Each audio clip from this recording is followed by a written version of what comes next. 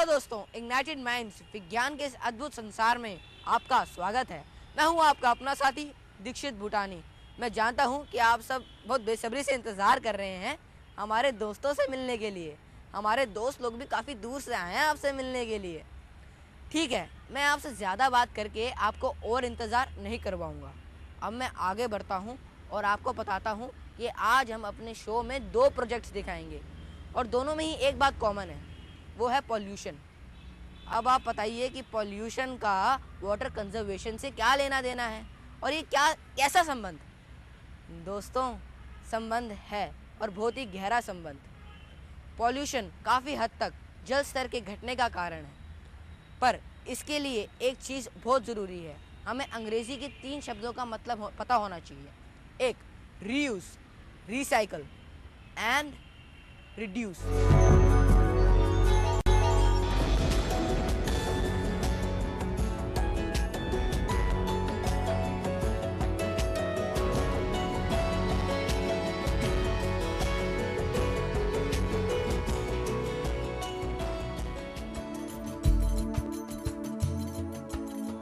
जीवित रहने के लिए दूसरे प्राणियों की तरह मनुष्य भी प्राकृतिक संसाधनों का उपयोग करता है, लेकिन मनुष्य द्वारा इन संसाधनों के गैर जिम्मेदाराना उपयोग से वातावरण में प्रदूषण फैलता है।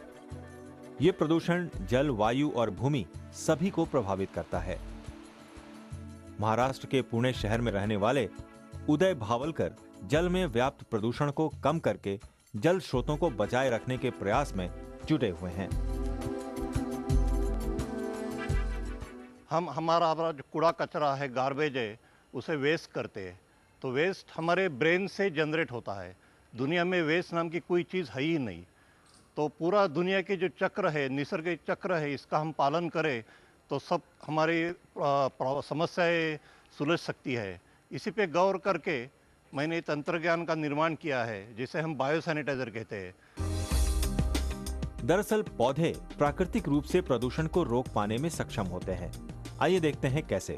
कम प्रदूषित वायु को बारिश शुद्ध कर देती है। बारिश का ये प्रदूषित जल जब भूमि में पहुंचता है, तब मिट्टी में होने वाले नेचुरल प्रोसीजर्स इस जल से प्रदूषक तत्वों को अलग कर देते हैं।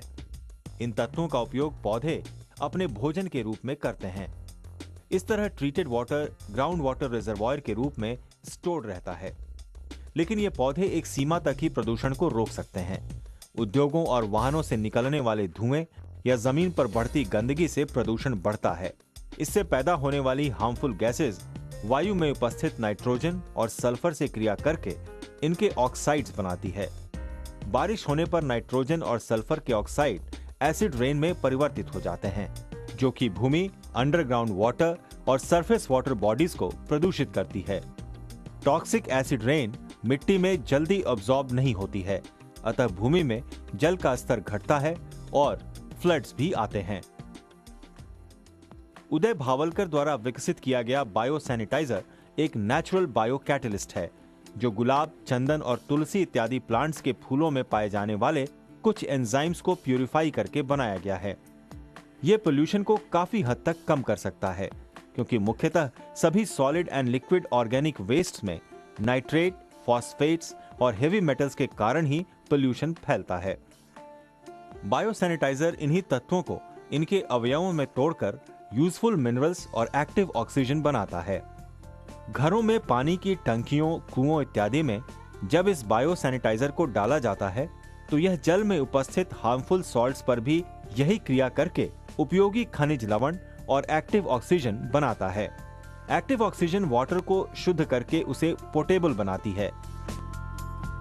पुणे शहर में बहने वाले अधिकतर गंदे नालों यानी स्वेज वाटर, वाहनों के फ्यूल टैंक्स,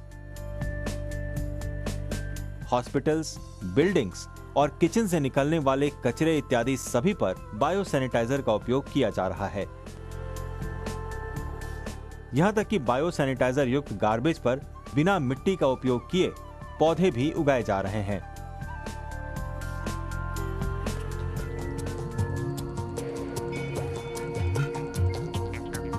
पूजा घरों से निकलने वाले नारियल के रेशों, फूल मालाओं आदि को भी जल में प्रवाहित किया जाता रहा है, लेकिन इन जगहों पर भी सुनियोजित वेस्ट ट्रीटमेंट मैनेजमेंट काम कर रहा है। और यहाँ से निकलने वाले इस चढ़ावे को बायो सैनिटाइजर के द्वारा कंप्लीटली डिकम्पोज करके इनसे यहाँ खाद बनाई जाती है। इस तरह बनी खाद का खेतों में उपयोग किया जा रहा है, यानी बायो सैनिटाइजर की सहायता से प्रकृति से ली गई हर चीज बिना उसे नुकसान पहुंचाए वापस भी लौटाई जा रही है। पुणे में पिछले कुछ वर्षों में हुई अच्छी बारिश और भूमि में बढ़ता जलस्तर इस बात का स्पष्ट संकेत है कि बायो सैनिटाइजर जीवन को बचाए रखने में मददगार साबित हो रहा है।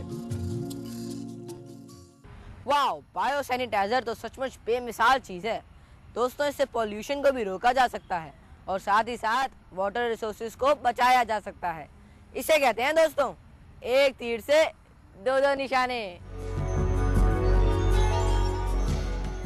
Doctor Bhavalkar, you seem to have done कुछ रिवोल्यूशन कर दिया है आपने, पेटेंट वगैरह किया है, तो ज़रा आके हमारे जमना साफ कर दीजिए ना।